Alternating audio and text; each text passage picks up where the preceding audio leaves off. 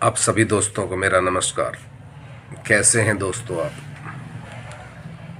आज फिर एक बार आपके बीच हाजिर हूँ, रूबरू हूँ। मुद्दों की बात, चर्चा की बात लेकर मैं रमेश सोनी, चेयरमैन युवा नारी शक्ति जागृति संस्था दिल्ली। अक्सर हमारे देश में पहले कहा जाता था कि महिलाओं की भागीदारी बरोबर हो, हर क्षेत्र में महिलाएं आगे आएं।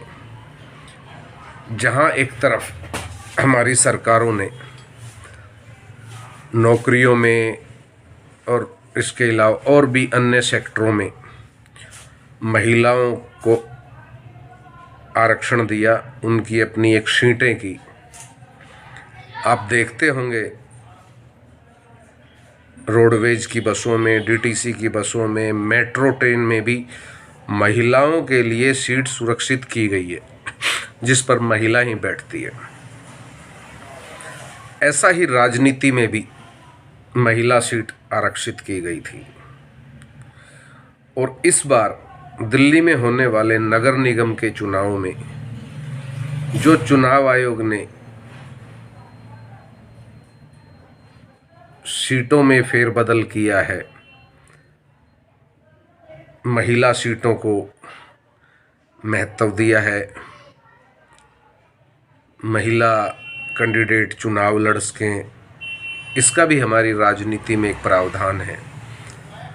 लेकिन अब सवाल आता है यहाँ कि आखिर वो महिलाएं कौन जो चुनाव लड़े। अगर हम बात करें तो हर एक राजनीतिक पार्टी में एक महिला विंग होती है, महिला संगठन होता है जो हर एक पार्टी में है, और उसमें सैकड़ों की तादाद में, हजारों की तादाद में महिलाएं जुड़ी हुई होती हैं जो उस विंग में काम करती हैं, महिलाओं के लिए काम करती हैं, महिलाओं को संगठित करती हैं, उनको तक सशक्त करती हैं, मजबूत करती हैं, उनके लिए आवाज़ उठाती हैं। लेकिन अब सवाल आता है चुनावी दौर का। जब चुनाव नज़दीक आ जाता है तो ये राजनीतिक पार्टियां महिला विंग को साइड कर देती हैं, एक किनारे कर देती हैं, और जो पार्टी के कार्यकर्ता यानी कि स्वयं को जो नेता कहते हैं कि हम पार्टी के नेता हैं, उन्हीं की पत्नियों को टिकट दिया जाता है। अगर नेताओं की पत्नियों को ही टिकट देना है तो फिर राजनीतिक पार्टियों में महिला विंग, महिला संगठन होने का ढकोसला क्यों करते हैं? ये क्यों बनाते हैं ये महिला विंग?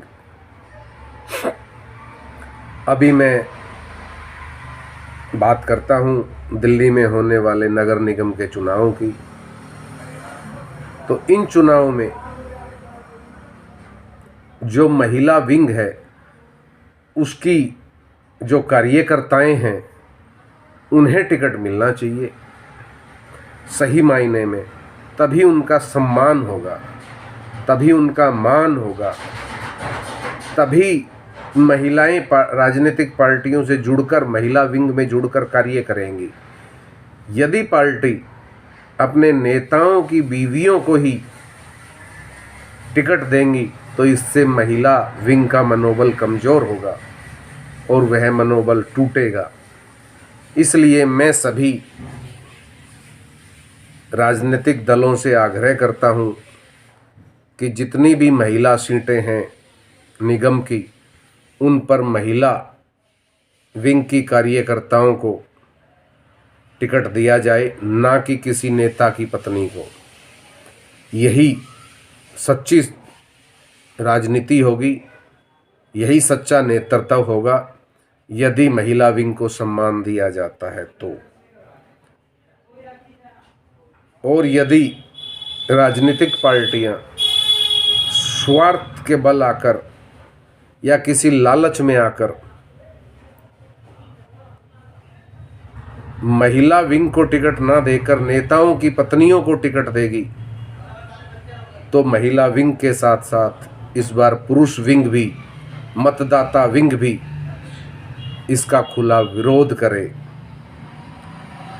क्योंकि महिला विंग में जो महिलाएं हैं वह हमारे और आपके ही घर से, हमारी माताएं, हमारी बहनें, हमारी चाची, ताई, बुआ, बहन वही जुड़ी हुई हैं। तो उनके सम्मान को ध्यान में रखते हुए आप निर्णय लें कि यदि कोई भी राजनीतिक दल महिला विंग से बाहर नेताओं की पत्नियों को टिकट देता है तो उनका बहिष्कार करें, उन्हें वोट ना दें। जय हिंद साथियों, वंदे मातरम।